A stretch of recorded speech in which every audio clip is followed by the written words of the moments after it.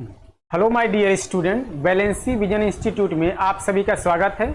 आज से हम लोग नीट के और जेईई के लिए केमिस्ट्री की प्रिपरेशन स्टार्ट कर रहे हैं, जिसमें कि ये फिजिकल का फर्स्ट टॉपिक होगा। टॉपिक आपको सामने दिख रहा होगा, ये है आपका मोल कंसेप्ट।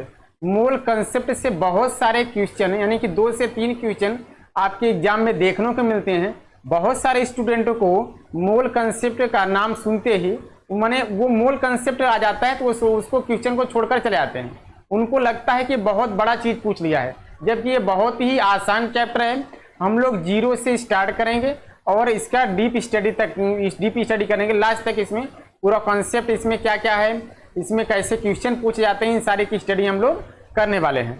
तो सबसे पहले हम लोग इस चैप्टर में क्या क्या पढ़ेंगे, इसके क्या क्या कंटेंट हैं, कौन कौन से टॉपिक इसमें हम लोग पढ़ेंगे उसको देख लेते हैं, फिर आगे हम लोग इसमें डिस्कशन करेंगे। चलिए तो शुरू करते हैं।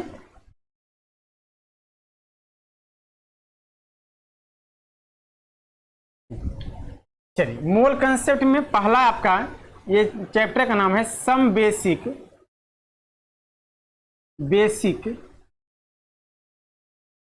Concept of chemistry. Some basic concept of chemistry ये चैप्टर है। ये फिजिकल का पहला चैप्टर है, फिजिकल केमिस्ट्री का पहला चैप्टर है, जिसका नाम क्या है, some basic concept of chemistry. Chemistry के जो बेसिक कंसेप्ट हैं उनको हम लोग इसमें पढ़ेंगे। पहला इसमें हम लोग क्या पढ़ते हैं, इसमें हम लोग पढ़ेंगे law of chemical combination. Law of chemical combination means कोई भी कंपाउंड का फॉर्मेशन होता है तो उसमें एलिमेंट्स या एटम आपस में कंबाइन होते हैं। तो एटम किस तरीके से आपस में कंबाइन होते हैं, किस रूल के थ्रू आपस में कंबाइन होते हैं, यानी कि रूल ऑफ कॉम्बिनेशन, इसी को हम लोग क्या बोलते हैं, law of chemical combination. Law of chemical combination यानी कि कंपाउंड या का फॉर्मेशन होने में एटम किस तरीके से कंबाइन होते हैं, उसी को बोलेंगे लॉ ऑफ केमिकल कॉम्बिनेशन। इसमें दूसरा चैप्टर है, इसमें जो सेकंड टॉपिक है वो रहेगा आपका मोल। क्या रहने वाला है, मोल। थर्ड रहेगा, इसमें थर्ड जो रहेगा वो होगा आपका कंसंट्रेशन टर्म।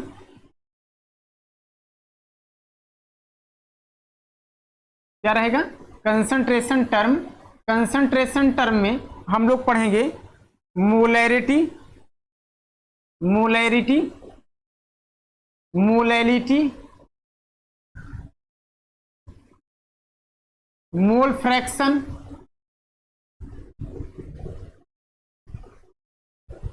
फ्रैक्शन, एंड इसमें हम लोग नॉर्मेलिटी पढ़ेंगे। और साथ ही इनका एक दूसरे में क्या इंटरकनेक्शन है, इनका एक दूसरे में क्या इंटरकनेक्शन है, इसको हम लोग पढ़ेंगे। यानी कि नॉर्मेलिटी, मोलैलिटी, मोल फ्रैक्शन, ये सब क्या होते हैं और इनमें क्या क्या रिलेशन है उसको हम लोग स्टडी करेंगे। फिर इसमें आता है लिमिटिंग रेजेंट।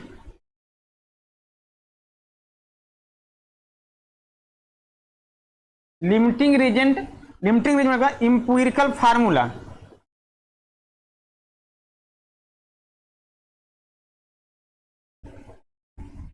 क्या पढ़ेंगे, empirical formula.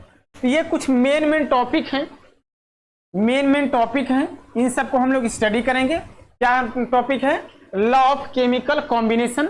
Law of chemical combination क्या होता है, इसमें 4 या 5 लॉ हम लोग पढ़ेंगे। फर्स्ट लॉ है लॉ ऑफ कंजर्वेशन ऑफ मास, यानी कि लॉ ऑफ कंजर्वेशन ऑफ मास का मीन्स होता है mass remains conserve during a chemical reaction. कोई भी केमिकल रिएक्शन होगा, उस केमिकल रिएक्शन के होने में मास जो होगा, कंपाउंड का, एटम का मास जो होगा वो हमेशा रिमेन्स कांस्टेंट रहेगा। मीन्स रिएक्टेंट और प्रोडक्ट दोनों का मास इक्वल रहने वाला है। ठीक है, चलिए तो हम लोग स्टार्ट करते हैं।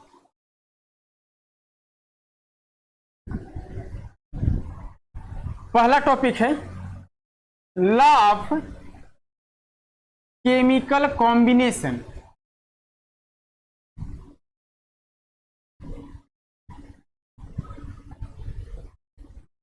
Law of chemical combination. Law of chemical combination में पहला है लॉ ऑफ कंजर्वेशन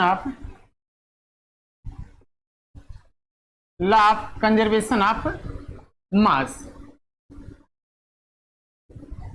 इसका मतलब होता है mass remains conserve during a chemical reaction. Mass remains conserve during a chemical reaction. कोई भी केमिकल रिएक्शन होता है तो उसमें मास हमेशा क्या रहेगा, कंजर्व रहेगा, यानी कि मास कभी भी चेंज नहीं होगा। फॉर एग्जांपल हम लोग देखते हैं, जैसे कार्बन प्लस ऑक्सीजन मिलकर क्या बनाएंगे, कार्बन डाइऑक्साइड, यानी कि कार्बन और ऑक्सीजन आपस में कंबाइन हो गए तो क्या बनाएंगे, कार्बन डाइऑक्साइड। तो अब अगर हम मास बोल जाने कार्बन का, कार्बन मास कितना होगा 12 ग्राम, ऑक्सीजन कितना होगा 32 ग्राम, और कार्बन डाइऑक्साइड का मास कितना होता है 44 ग्राम। यानी कि अगर इन दोनों को हम लोग ऐड करेंगे ये कितना हो जाएगा 44। यानी कि आप देख रहे हैं कि दोनों का मास क्या है, सेम है, मास चेंज नहीं हुआ। इसका मतलब यह है कि mass remains conserve during a chemical reaction. कोई भी केमिकल रिएक्शन होगा तो उसमें मास क्या रहेगा, कंजर्व रहेगा, मास कभी भी चेंज नहीं होगा। और एग्जांपल इसमें कैसे क्वेश्चन पूछे जाते हैं, थोड़ा क्वेश्चन देखना। मान लीजिए इस क्वेश्चन पूछा गया कि H2 प्लस O2 आपस में कंबाइन होकर क्या बना रहे हैं, H2O बना रहे हैं। अगर इसको बैलेंस करेंगे ये हो जाएगा 2, यहां पर हो जाएगा 2। अब देखिए मान लीजिए कहा गया कि इसमें 12 ग्राम हाइड्रोजन ऑक्सीजन से कंबाइन करके क्या बना रहा है, मान लीजिए 48 ग्राम H2O बना रहा है, 48 ग्राम H2O बना रहा है। अब इसमें X की वैल्यू कितना है, X की वैल्यू हम लोग कैसे निकालेंगे, X इक्वल टू हो जाएगा 48 माइनस 12 कर देंगे, ये आ जाएगा 36 ग्राम। कितना आ जाएगा 36 ग्राम। तो ऐसे आप किसी एक का मास दिया रहेगा, दूसरे का मास हमको निकालना रहेगा। तो अब हम ये कह सकते हैं मीन्स आप कह सकते हैं टोटल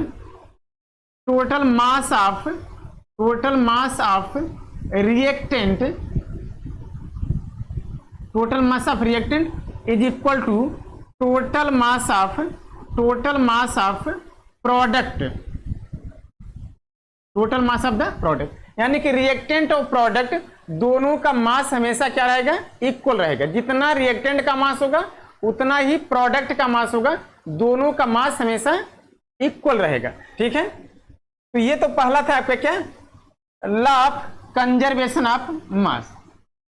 नेक्स्ट है जो इसमें सेकेंड टॉपिक है, लॉ ऑफ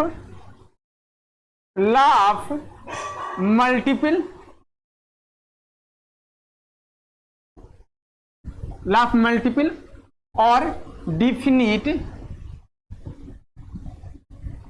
प्रपोर्शन। यानी कि इसमें लॉ ऑफ मल्टीपल या कांस्टेंट प्रपोर्शन में क्या रहेगा, लॉ ऑफ कांस्टेंट प्रपोर्शन में when a compound is form by the combination of element, when a compound is form by the combination of element then elements are always combined in a fix ratio of their mass.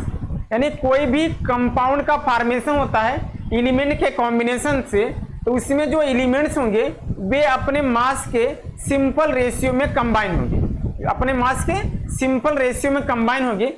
इसलिए इसको हम लोग क्या बोलते हैं, इसको बोलेंगे law of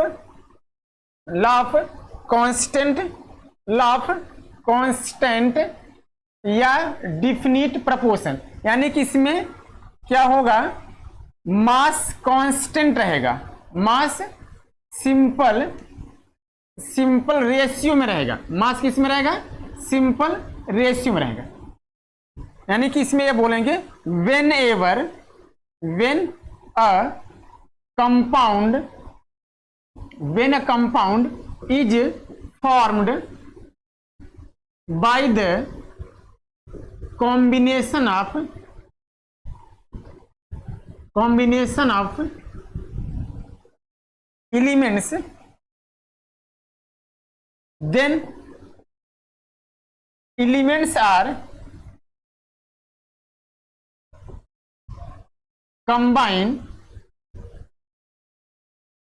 in their simple ratio of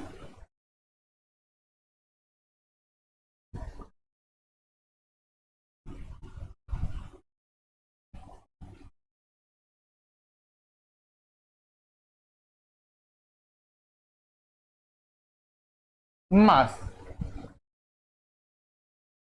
यानी कोई भी कंपाउंड का फॉर्मेशन होता है, उस कंपाउंड के फॉर्मेशन में जो एलिमेंट्स कंबाइन होते हैं वो एलिमेंट हमेशा अपने मास के सिंपल रेशियो में कंबाइन होंगे। फॉर एग्जांपल हम लोग देखेंगे, जैसे H2 प्लस O2 आपस में कंबाइन हो गए, क्या बनाएगा? H2 बनाएगा।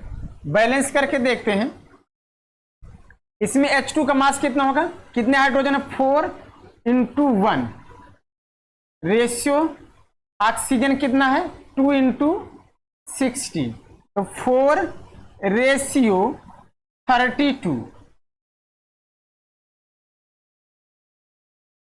तो सिंपल रेशियो कितना है? 1:8। अब कभी भी H2O का फॉर्मेशन होगा, वो चाहे जिस प्रोसेस हो, कभी भी H2O का फॉर्मेशन होगा, चाहे वो जिस प्रोसेस होगा, वो हमेशा किस रेशियो में होगा? 1:8 रेशियो में कंबाइन होगा। कोई भी एटम का फॉर्मेशन होगा, वाटर मॉलिक्यूल्स का फॉर्मेशन होगा, कभी भी जब हाइड्रोजन और ऑक्सीजन आपस में कंबाइन होंगे तो वो अपने मास के 1:8 रेशियो में क्या करेंगे? कंबाइन होंगे। यानी कि अगर 1 ग्राम हाइड्रोजन होगा तो 8 ग्राम ऑक्सीजन होगा, यानी कि 1 ग्राम अगर ऑक्सीजन होगा, 8 ग्राम क्या होंगे? Oxygen. 1 gram hydrogen, 8 gram oxygen आपस में कंबाइन होकर के क्या बनाएंगे? H2O का फॉर्मेशन करेंगे। इसमें क्वेश्चन कैसे पूछा जाता है? इसमें क्वेश्चन मान लीजिए पूछा जाता है कि H2 प्लस, ये क्वेश्चन है, H2 प्लस O2 से मिलकर क्या बना रहा है? 2H2O बना रहा है। यानी कि अब इसमें कह दिया जाए कि 32 ग्राम ऑक्सीजन से कितने, how many grams of hydrogen will be required to react the 32 gram of oxygen. यानी 32 ग्राम ऑक्सीजन से कितने ग्राम हाइड्रोजन क्या होगा? रिएक्ट होगा। तो इसमें हम लोग क्या निकालेंगे? फार्मूला होता है W1/W2 इक्वल टू इनका रेशियो, और हाइड्रोजन और ऑक्सीजन रेशियो क्या होता है? 1:8। अब इसमें हाइड्रोजन का मास निकालना है तो WH2 हम ऐसे एज इट इज रखेंगे, और ऑक्सीजन का मास कितना दिया है? 32, और इनका रेशियो कितना होता है? 1:8। ये आ जाएगा भैया 32/8, यानी कितने ग्राम आ जाएगा? 4 ग्राम आएगा। तो ऐसे भी आप इसमें इस फार्मूले का यूज करके आप इसमें मास, एक सब्सटेंस का मास दिया रहेगा, दूसरे का मास आप निकाल सकते हैं। मीन्स ये है आप लॉ ऑफ कांस्टेंट और definite proportion, law of constant और डिफिनिट प्रोपोर्शन। ये बहुत ही आसान है। इसमें कोई भी रिएक्शन रहेगा, उस रिएक्शन को आप बैलेंस करना, पहले रिएक्शन को बैलेंस करना है, और रिएक्शन को बैलेंस करने के बाद उनके मास का रेशियो निकालना रहेगा, और उनके रेशियो को फिर वो जो गिवन मास रहेगा उससे कंपेयर करके, यानी कि कोई भी मास, समझिए W1/W2, यानी एक एटम का मास बटे दूसरे एटम का मास, और ये सिंपल रेशियो में रहेगा। ये क्या रहेगा? Simple ratio. इनका जो रेशियो होगा उस रेशियो के में रहेगा ये। ठीक है, चलिए नेक्स्ट हम लोग थर्ड लॉ है law of multiple proportion. Law of multiple proportion. ये थोड़ा सा इसकी लैंग्वेज डिफिकल्ट है, पहले हम इसको समझ लेते हैं फिर इसको हम लोग राइट करेंगे, नोट करेंगे, ठीक है। When element combine with two different element, एक कोई एलिमेंट है वो दो डिफरेंट एलिमेंट से कंबाइन हो रहा है। When element combine with two different element to form two different product through are two different reaction, एक एलिमेंट दो अलग अलग एलिमेंट से कंबाइन होकर के दो अलग अलग रिएक्शन में दो अलग अलग प्रोडक्ट बनाता है। यानी कि when a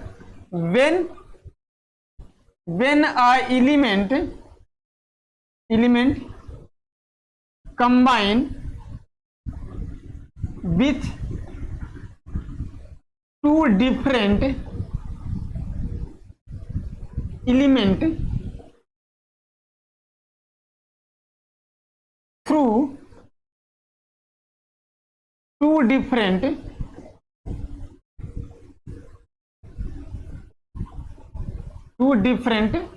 reaction to form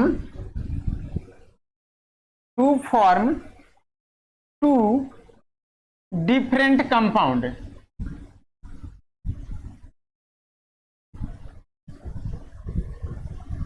then the mass of same element in both reaction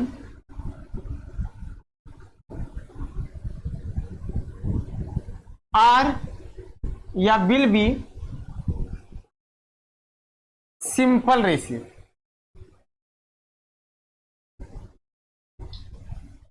जब कोई एक एलिमेंट कंबाइन होता है दो डिफरेंट एलिमेंट से थ्रू टू डिफरेंट रिएक्शन, यानी कि दो एक एटम या एक एलिमेंट दो अलग अलग एलिमेंट से कंबाइन होकर के दो अलग अलग प्रोडक्ट बनाता है, उस केस में जो दोनों रिएक्शन में सेम एलिमेंट होगा वो अपने मास के सिंपल रेशियो में होगा।